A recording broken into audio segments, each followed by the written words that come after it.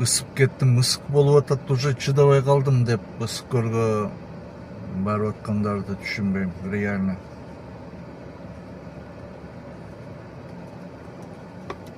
Көлгө барып 1-2 күн жатып келсеңер, эмне бир сезон ошо боюнча ысыбай каласыңарбы? Ал жолдо келатканда эле кайра ысыйсыңар да. Эми өзүңөрдүн машинаңар болуп, анда кондиционериңер болсо, ладно, хорошо.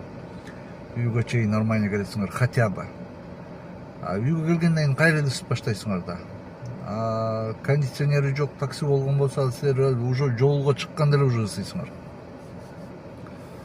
Так что бул мындай аябай дешманская логика да, ошо барып көлгө барып анан муздап келем, аябай ысык болуп атат дегенчи.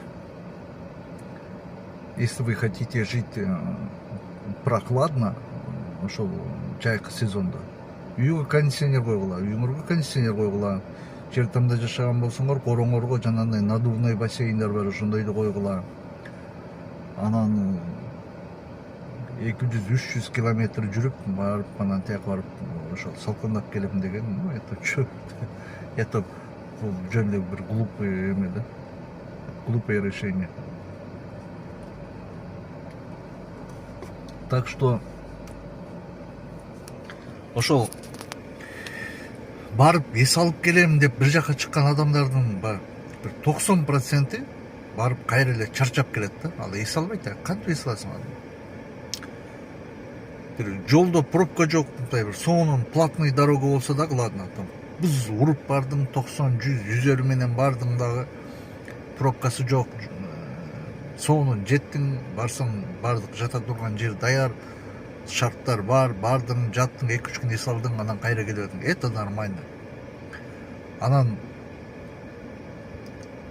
жөндөн жөн эле мынтип кыйнала бергенден андан эс албайсың. Андан көрө үйүңдө кондиционер бар, сонун, салкын,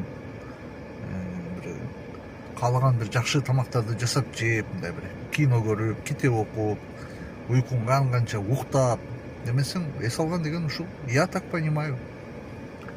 Анан эми, конечно, орустар айтмакчы, у каждого свои тараканы в голове дегендей, ар кимдин өзү билет кандай чечим кабыл алышты.